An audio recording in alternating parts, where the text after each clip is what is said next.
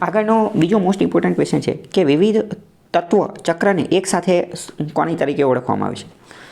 એન્વાયરમેન્ટની અંદર ઘણા બધા ચક્ર આવતા હોય છે, જિયોગ્રાફી ભૂગોળની અંદર પણ ઘણા બધા ચક્ર આવતા હોય છે। આ બધા ચક્રનો અભ્યાસ કરવાનો હોય।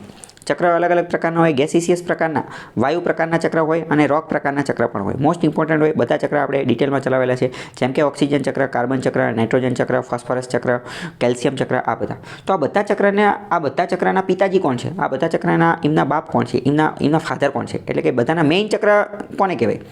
તો મેઇન ચક્ર આપણે સાલો પહેલાં ચલાવી દીધું છે, એને કહેવાય બાયો જીઓ કેમિકલ ચક્ર, બાયો જીવો કેમિકલ સાયકલ। બાયો એટલે શું? સજીવ। જીવો એટલે શું? તો કે જે ભૂગોળમાં જે જીવો શબ્દ જે છે એ ભૂગોળ માટે જ વપરાય છે। જિયોગ્રાફી તો કે ભૂગોળ, ભૂ એટલે જમીન માટે વપરાય છે। આપણે સાલો પહેલાં ચલાવી દીધું છે કે આ જે બાયો જીઓ કેમિકલ સાયકલ જે છે એ હકીકતમાં શું કરે છે? તો કે એ બાયોટિક એટલે કે અજૈવિક અને બાયોટિક એટલે કે જૈવિક, એ બંનેની વચ્ચે કડીરૂપ ભૂમિકાનું આયોજન કરે છે।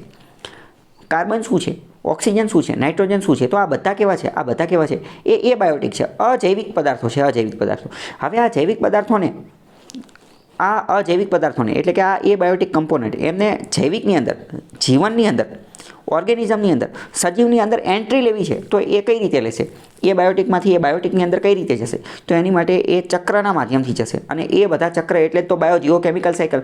બાયો એટલે સજીવ, જીવો એટલે જે ભૂગોળ, જે એ બાયોટિક, અને એ બંનેના નામના આધારે તો કીવર્ડ ટેકનિકના આધારે એ શબ્દ જે છે બનેલો છે। બાયો જીઓ કેમિકલ સાયકલ ઉપર પ્રશ્ન વારંવાર પૂછાય છે, મેઇન્સમાં, પ્રિલિમ્સમાં બધામાં પ્રશ્ન પૂછાય છે, અને આપણે ડિટેલમાં સમજી લેવું છે। બાકી ન જોયેલું હોય તો બાયો જીઓ કેમિકલ સાયકલના વિડીયો જોઈ લેજો, બધા ચક્રના પણ વિડીયો જોઈ લેજો, એ બધામાં તમને ડિટેલમાં ખ્યાલ આવી જશે કે આખી ચીજ શું છે। બધા ચક્ર ઉપર અલગથી ડિટેલમાં વિડીયો બનાવેલા છે।